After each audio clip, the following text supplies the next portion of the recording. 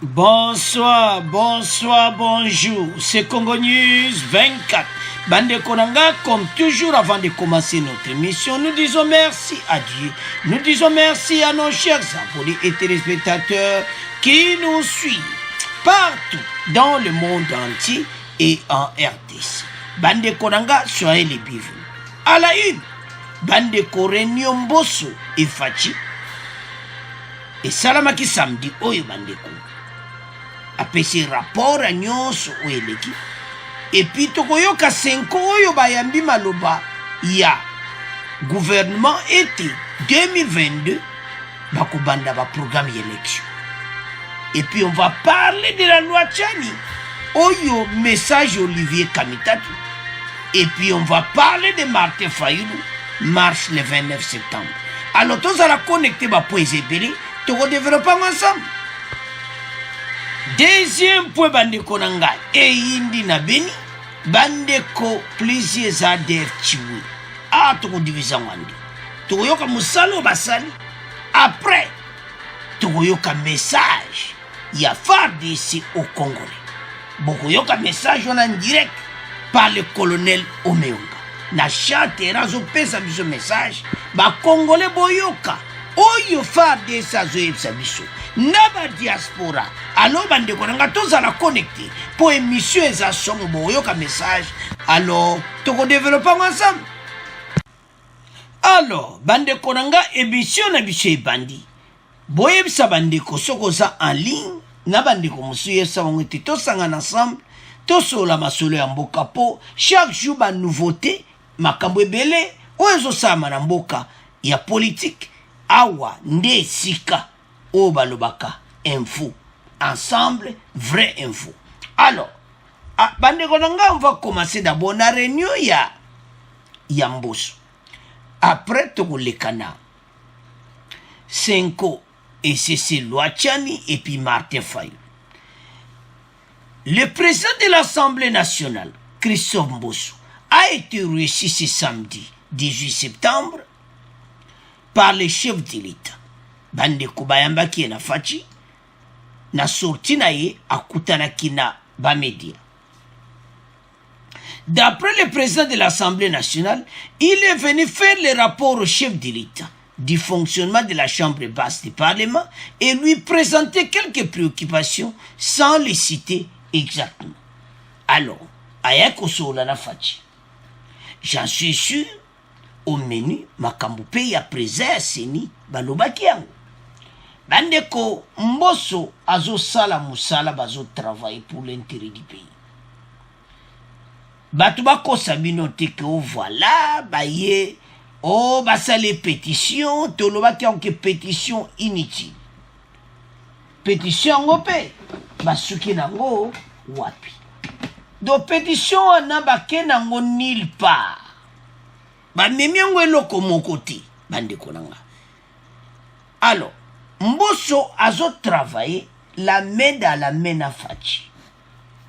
Ndenge azo ya bazo seka ba osola na mabunda bazako sola boete. Omona kezaki division mo mabunda baza de l'autre côté FCC de l'autre côté. C'est toute façon c'était difficile. Ça ne pouvait pas marcher.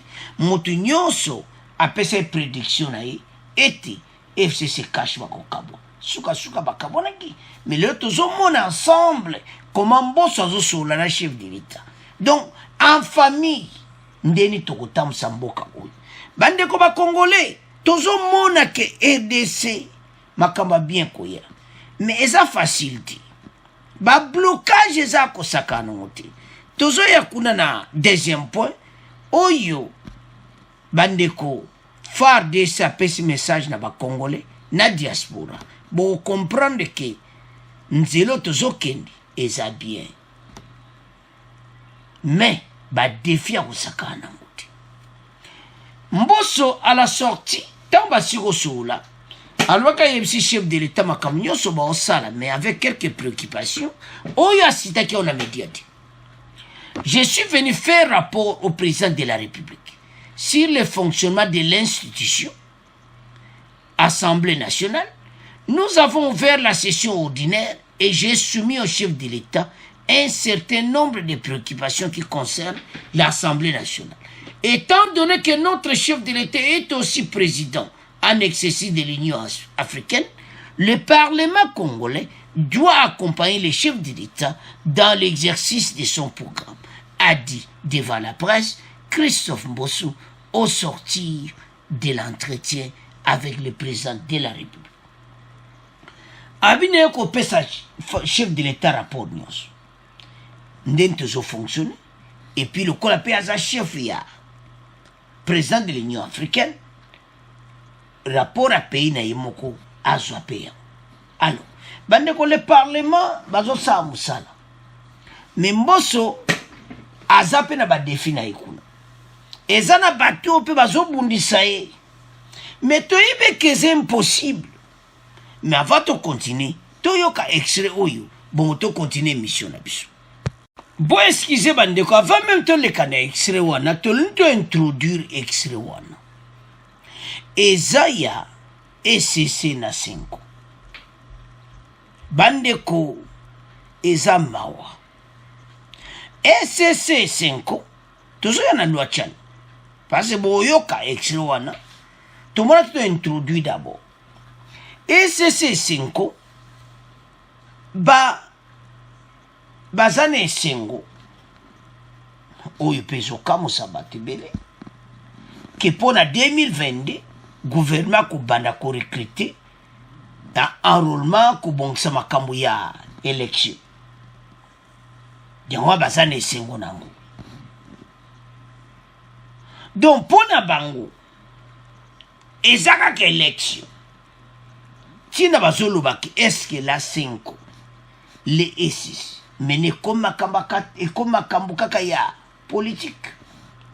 Oui, baza ba grande église mais la façon de bombe makambo ngo tala lelo Mbosso moi entérimé nan kadi mezate pona ko boya makele balbazela tiba comme sa procédure na suka procédure en opé bango ECC et 5 l'église catholique et l'église protestante bakendaki ti de l'église protestante na église catholique bakendaki na bango réunion ti ba participaki na commission paritaire ti tandis que les autres groupes religieux tout ba participaki.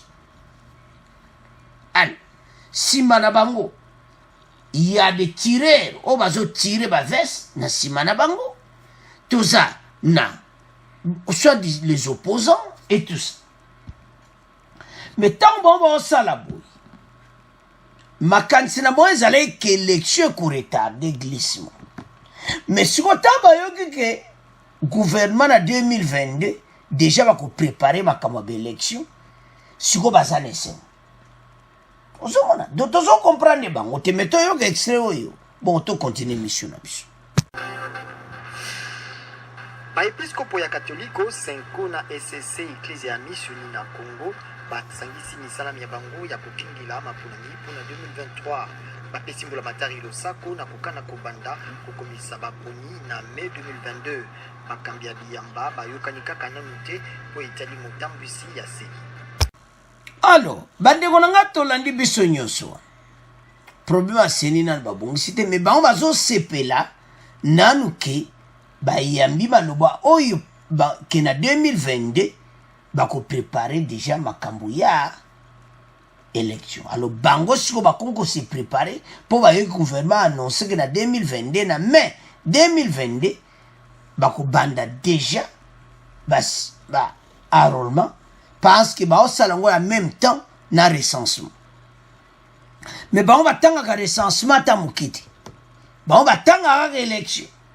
Alors que recensement ezapi fallait pe batanga ka yango. Alors gouvernement sali que na mai 2022 makambo élection je ko banda entre-temps recensement peut progresser.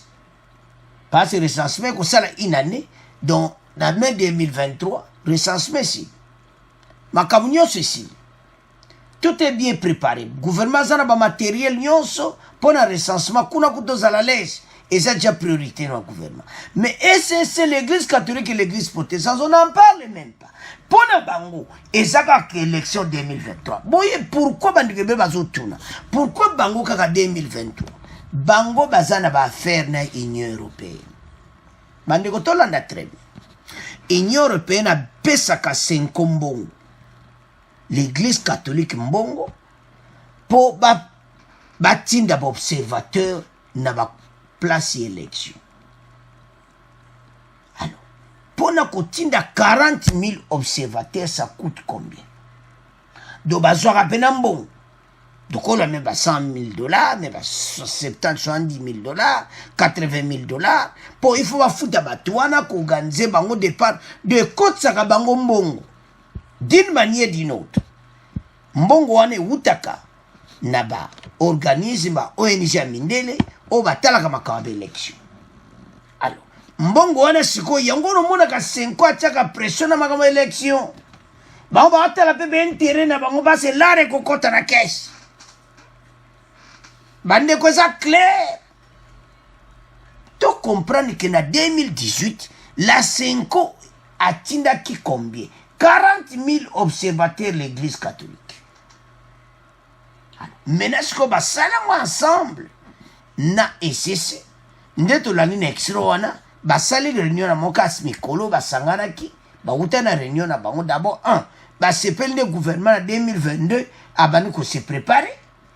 2, bango ba bani ko bongsa déjà, parti politique ati. Ba zo bongsa ndeni 2023 kozala. Bon, les amas entre-temps, bazo tia blocage, ya makambu ya seni. Mais, makambu, les 6 confessions religieuses, ba ozonga simati, donc, candidat na bango yewana. Donc, kalate, tuko yoga. Alors, nasi to landia. Siko yo bandiko na ngai, tokende na loi Tchani. La loi Tchani, bandeko, la loi Tchani non retenue à la session de septembre. Un pas dans la bonne direction, Olivier Kamitatou. Bon article Bimilelo. La loi Tchani non retenue à la session de septembre, un pas dans la bonne direction. Selon Olivier Kamitatou, Naba Katumbi, tout le monde va montrer que c'est la bonne direction. D'après Bango, Bazana Boulke, loi Tchani et Kozalate, non. Il y a une procédure à l'Assemblée nationale. Nous devons expliquer na bandeko. Loi Tchani et Kozala, Souka et Kozala. Mais la session en septembre, va priorité l'équipe. Na makamba élection, c'est ni ba monike non, to tchango après. Loi Tchani ko konme na 2022. Donc, Katumbi a un problème. Parce qu'on a posé candidature. Bandeko, makambo tozoloba. Tolana.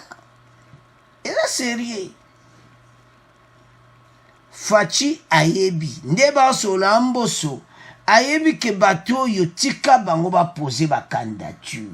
Na bango. Bamona, parce que Katumbi ayebi ni ya katse nani pena ko voter. Et belé, bato va voter wala kaka bo comprendre. Et puis bakozana bataille bango na Fayulu. Et kozalo pesi mbwa boyi. Fayulu a proposé candidature, Katumbi a proposé.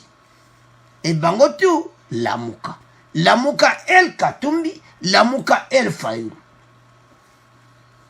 Donc, de l'autre côté, son loi Tchani batika onanu, batala bango de masole roke. Mais loi Tchani est une procédure bande konanga. Bako kotsa yango. Alors, bayebi na moment où bako kotsa yango. Parce que il faut salama des pères et des mères, il faut kota. Bayebi. Alors, il y a une fête maintenant à côté de Katumbi. Pona bango. Bango que le en septembre va tchete. Bango d'après bango va kansa ou keno. Bande onanga. Nasam selon information toujours. Et ça a procédé dans la maison d'études de l'Assemblée nationale. Parce que ma proposition de loi, nous sommes selon ma priorité. oyo eza urgent boye na boye na boye me bacongolais mpe basali babete sete ke oyo mpe eza urgent mais toyeba ete loi tiani ekokota epuis même ata ekoti na avant 2023 ti tolanda très bien bandeko esi ekoti na motu ya bacongolais ke tosimba mboka na biso baposte wana kotia mutu te bandeko yana bapays mosusu kaka me bandeko ya France Belgique wana eza na baposte mosusu clé immigré baotia yo te me baloba te babimisa mpe loi te me bakotia yo te c'est comme ça yo immigré na poste wana bakotia yo te wani fo eza ye moko français akozala wana ye moko belge akozala wana donc c'est comme ça ndenge mpe ekomi epa na biso na mentalité dije eza ke bato baposa minene moto akotia bango aza te assemblée nationale bakotikala jamais ozala président assemblée nationale katomi bato wana nyonso oyo baza de père et de mère te totiango libele na motu na biso po bango nde baza bayebika lokolo ekoti te ah voilà ekoti te l'Assemblée nationale, alors que la session de septembre, il n'y avait pas une place. Bah, poussez à une session, monsieur. Donc, c'est ça. Alors, il n'y a pas besoin de ça, mais toujours à la conclusion. Donc, il y a un Martin Fayou. Martin Fayou a poussé à marche sur le 29 septembre. Donc, c'est la minute extra. Le 29 septembre, Martin Fayou a préparé marche, monsieur. Marche wana pour la élection il y a 2023. Est-ce que question de tuna kaka moko Martin Fayulu yebi ke bitumbeza na est. Est-ce que yebi ke tozana pourquoi olobakata yango te? Na ba conférence de presse et komikaka élection. Mais makambo tozana ngoya minene na mboka tozolobati. Makawa minerende mboke kodi poto ba contre Kabila siya makambu to lo bakangoti mais Martin Fayulu le premier point zanini élection 2020 donc 2021 23 alors bazo sala marche le 29 septembre alors tolanda Martin Fayulu toyoka confirmation nango bon to continuer mission na biso Martin Fayulu na Adolphe Bengisi Butamboli Mosusu le 29 septembre 2021 pour la Kosenga Bonsomi ya Seni pe mapunami na 2023 Papa Melindenge police et Panzaki Bango na Kobeta le 15 septembre. Alors bande konanga to la biso nyonso wana marche le 29 septembre pour ba monike oyo ilekaki le 15. Mais bon, qu'il les 15, bah ils sont que les 15 mais bon ça les a dit. Et marche interdite. Mais pourquoi bango balinga ki koyokati? Martin Fayulu a kono ba dossier bili. Boko yoka na mikolo koya il peut être poursuivi. Ba dossier ze belé zolanda na sima. À faire attention, toujours PC conseil. Que à faire attention à ça leader à parti ici tangu yazo yeba tangu azo loba akeba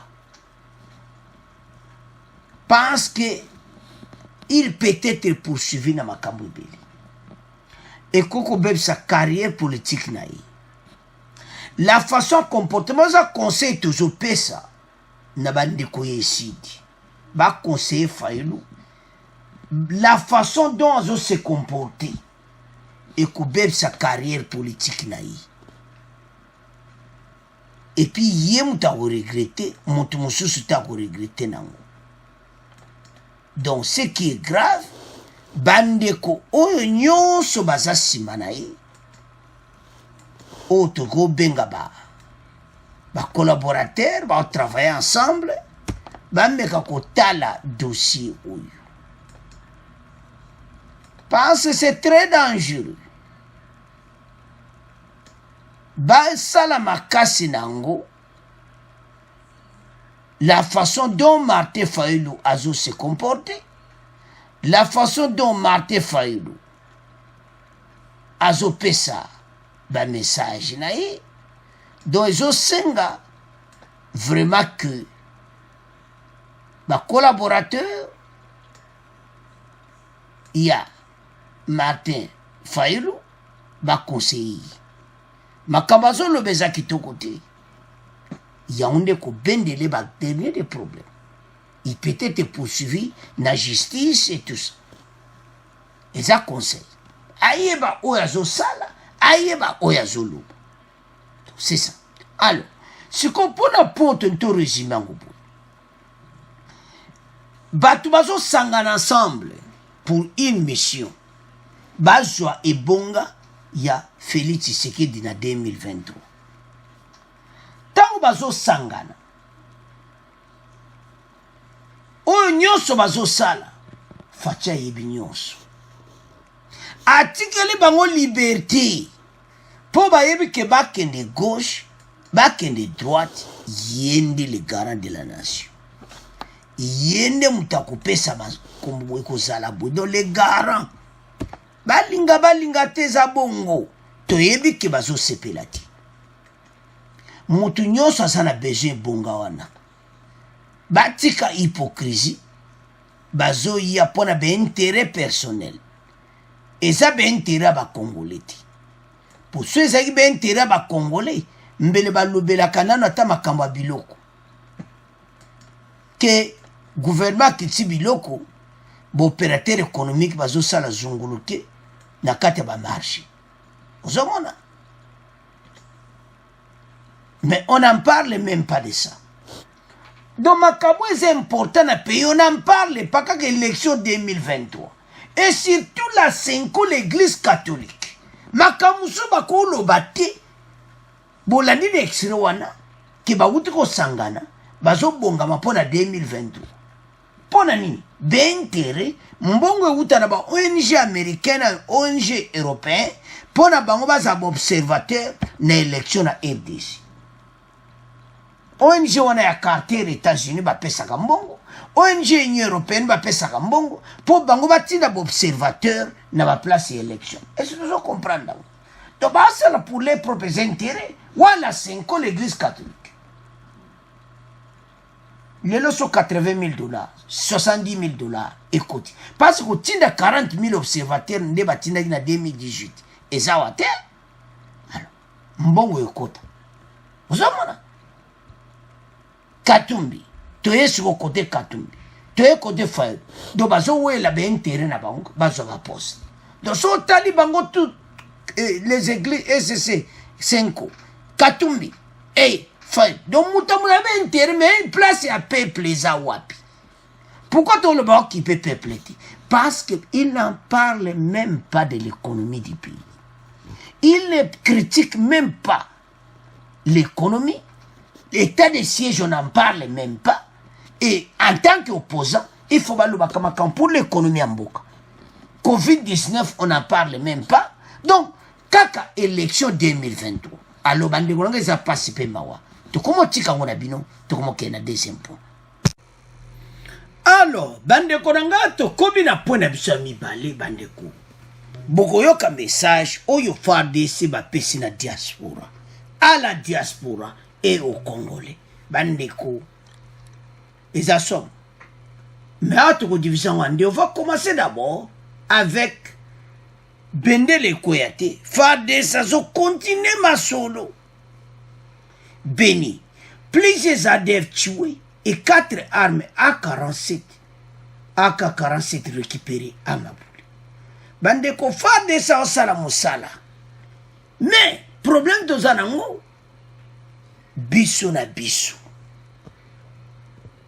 tozobomana parce que na bato mosusu baza na baintérêt na guerre wana yango bozomona ye ale haut et le bas mais le travail ezosalama l'armée rapporte que de violents combats ont opposé vendredi 17 septembre après-midi des militaires congolais aux rebelles ADF à Mabouli, un village situé dans le territoire de Béni Nord Kivu.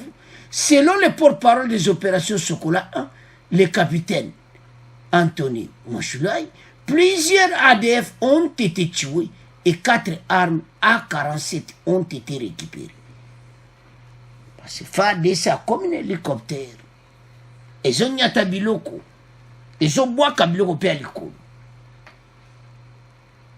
nde bozo mon hélicoptère wana ils ont FARDC. Le capitaine Anthony Moluche fait remarquer dans ses explications qu'une patrouille de combat de FARDC a rencontré des rebelles ADF en progression vers l'est de la localité Kisima-Libona. C'est alors que des combats ont éclaté. Vous êtes sans ignorer que nous sommes depuis un certain temps dans les opérations de grande envergure, prônées par les commandants suprêmes et surtout coordonnées par les gouverneurs militaires. Bandeko, pas ça qu'on travaille. Problème ezo mboka na biso motema mabe muyibi bomane ndeko congolais po ozo mbongo tia na poche bandeko banquête o esalamaki na FARDC et bandi kopesa ba solution. C'est pour ça que plusieurs colonels, plusieurs autorités bazalaki ozare. Bandi oboko yoka message colonel Omeonga pesi. Des pères et des mères boko yoka yi. Ndenga za souci ya mboka azo yebisa bandeko ba diaspora ba congolais nyonso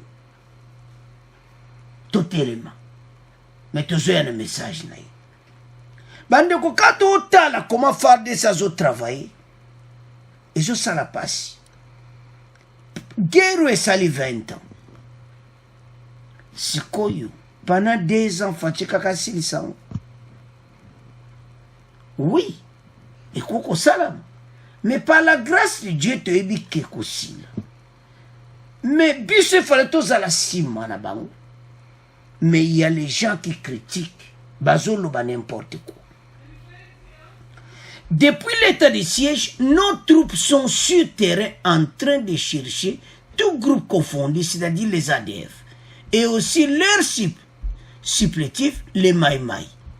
Hier la nuit, nos troupes qui étaient en patrouille de combat sont entrés en coalition avec les groupes armés. Nous sommes là. Bazaki en patrouille, bakukuta na mona groupe ba ADF. Ça a éclaté. Plusieurs ADF ont été tués. J'ai 4 armes AK-47 récupérées. C'est quoi? Tant tout à l'heure, ba armes, oui. Ba armes américaines. Armes, voilà. Ba arme ba riche. Donc, ce qui est au tala, bango bazo somba wa minduki wana. C'est ça le problème.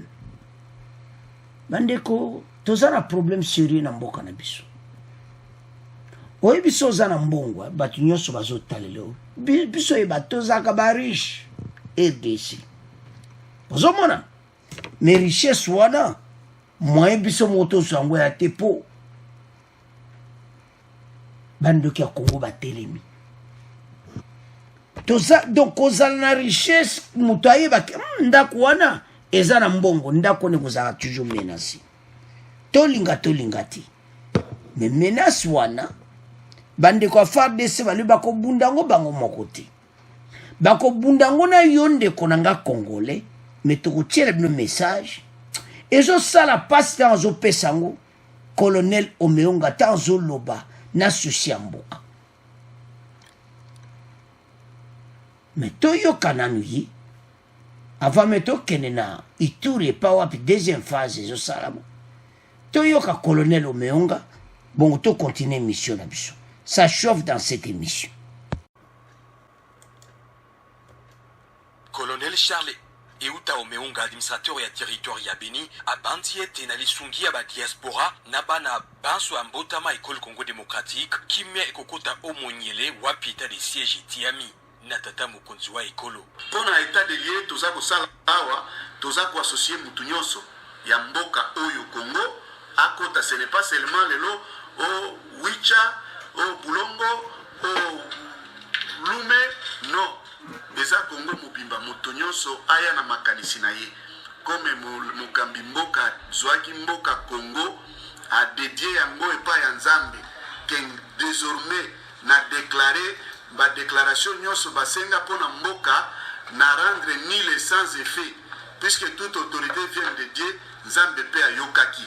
ça reste à nous maintenant ya koluka comment kokende na kokende longo kosolola malamu kopesa na bakonseil ya bosembo koyeba nini tokosala po toyeba kokamba mboka yango eza mpona mutu moko te eza kaka ndenge batikelaki mokonzi ya mboka nde aza mokonzi ya mboka aza magicien te il faut bato bazala pembeni na ye nde yango azwaki likanisi ya kosala etat de siège biso mpe lolonge tozali awa toza na posa ya mutu nyonso aya kopesa likanisi na ye oyo ya malamu tokozwa oyo ya mabe tokotia pembeni monguna malamu aza koyebana vraiment mpenza te soki kolanda badroit de veto badroit international tokoya koboma na population yango omonaka après force na biso ya mboka koleka FARDC oye kosituka armée bakomi atake sima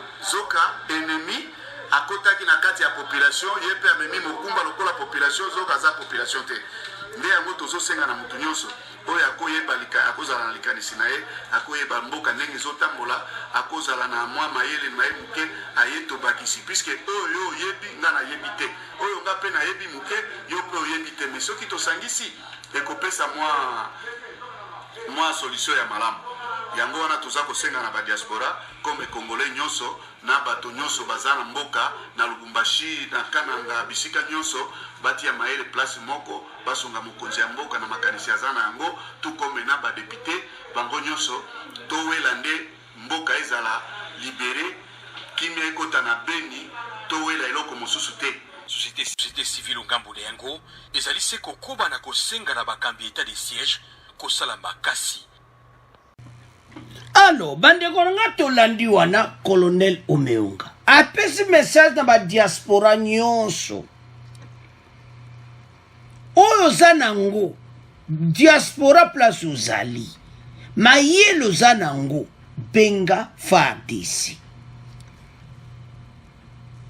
yebisa bango pesa bango mayele oya malamu bakozwa ya mabe bakochango pembeni bandeko tanto yebisaka bino ke soutien na biso ko avancer mboka wana totiaka tembe soki omoni colonel azotanga yo ndeko nanga diaspora ayebi ke biso toyebi mingi yo diaspora place oza oyebi même ndeko aza na EDC yo komona ngo musika to yo kufa population akufe kaka boye travail ezosalama na terrain nde toyebisa bino wana mais contribution na biso colonel a signalé totika kopesa mokumba nyonso na chef de l'état makambo biso lobaka ati ondeko ebele botuna biso bakestion yango Congo News 24 to supporte faci na ndenge nini yango ada boyoki colonel alobi biso te tant toloba bino ke to supporte chef de l'état to supporter gouvernement to tika mokumba nyonso na yeti tozana bato bazo comprendre vision ya mokonzi ya mboka. Pourquoi le colonel Omeunga a même répété le mot Faci alobaki le 31 décembre azimboka edesa kabiango na maboko na nzambe alobi nzambe ba projet nyonso tosala mbula oto tchango na maboko na yo nzambe wana ko décevoir biso te eza de biso moko nde yango nde ezokabola biso ndenge bo masumu na yo ekokabola na nzambe biso tozosangana te bakongole baza divisé ba homme politique kutu bazowelaka baposte à 2023 donc tozomona bitumbu eza na est moto akoya asali kafumba na conférence de presse kafumba ya marche mais makama est écoute etali ete oh quel esprit na makanisi na bango ezalaki voilà est ne simba te mpo ekozala victoire à Faci non eza ya biso nyonso le colonel a bien dit que biso nyonso totonga mboka oyo colonel Omeunga aza clair ozoyoka azobeta biso ndeko oyoka de père et de mère colonel na biso aza koexplike bakongole botelema totika kolalako tolandi colonel bande ko ba diaspora bo lamuka. Et comme étant ce qui met ça de faire déjà la diaspora, et c'est important.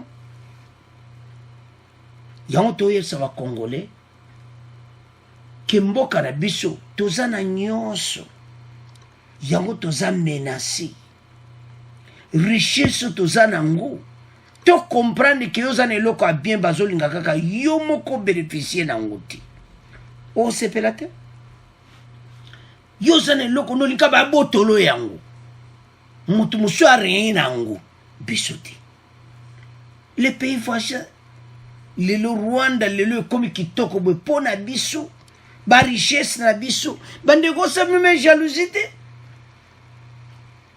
hein Rwanda ça pas même province à RDC mais tout ça un immense pays richesse partout pourquoi tu koko gérer en moti pourquoi mboka na biso to zalaka na batiraima ezangatina. Quand les colonels ne se mettent pas na biso, comme ils quittent pas na biso yon de Congolais. A moni kete, tozala bomoko poto longa munguna za confondu. Bitumba na bande ko za confondu. Mais bango mole mo wa comprendre kate ba leki mbambo ko ADF alega kibo. Ah, donc mutu alega ki a Congolais mais azane ADF.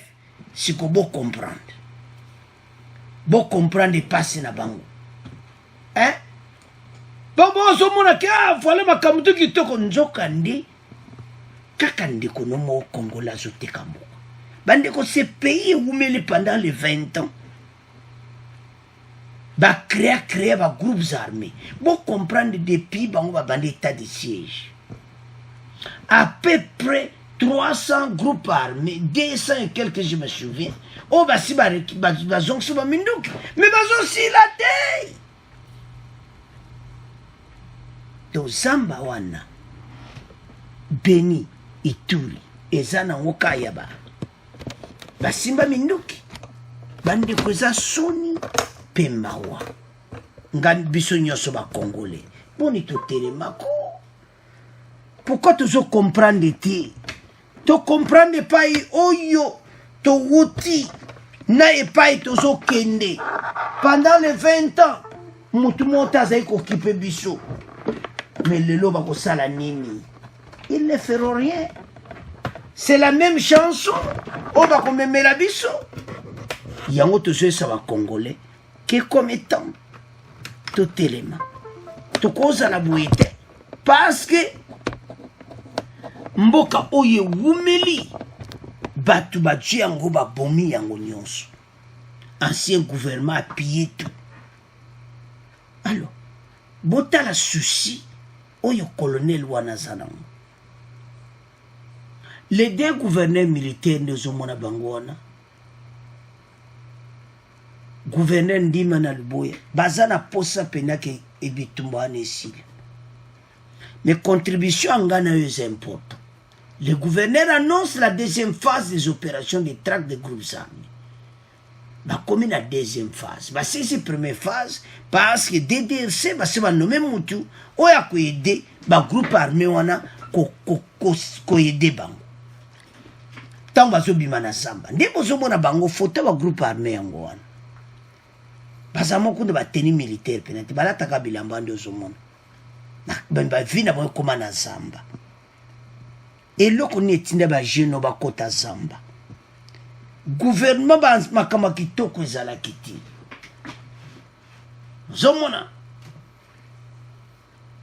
donc insécurité mutu komiti asimba ka mundu kipo asa nini aseso yepela akoma na zamba za diriger na bakonzi oyo bazo menacer bango ale il faut bango basala ba boma api ozomona ba groupe armé locaux bango pena ba boma ba congolais bango basala ba affaire na bango ozomona eloko mabeka po ba viol peleka mais ADF ne pena za ko boma biso alors ezo sala pasi komona ki ADF wana zana ba ressources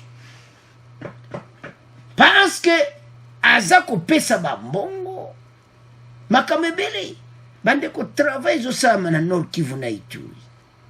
Le problème que nous avons ezaki ba Congolais to sangana ba groupe armé nyonso fin de fait bakotika minduki tokotika na guerre moko na ADF. Monguna za confondu te tulandi colonel wana. C'est difficile parfois ya ko repérer bango. Parce que na kati ADF basansi na ba Congolais. Donc nous avons un problème sérieux à gérer dans notre pays. Mais loko tozo senga biso nyonso. Tozala bomoko. Dans l'union fait la force. Fatia côté na pouvoir. Ba mususu baza contre. Ba mususu ba donc toza divisé. Et là je senga tozala ensemble. Tokolonga bitumba onde colonel alobi. Mais problème na biso zanini. Ben intérêt personnel. Toto na ba leader ba parti politique. Bazana mission visée. Masolo kaka 2023. Ole to luka solution pour na est. Ba musu bazawana, ba katumbi, ba fayulu, ba koza ba ide ke mutu autorité politique boy. Ba koko yeba makamususu. Mais ba fana monye. Mais entre-temps le peuple aza kokufa. Bolandi colonel internationaux oyo bayaka koyede biso.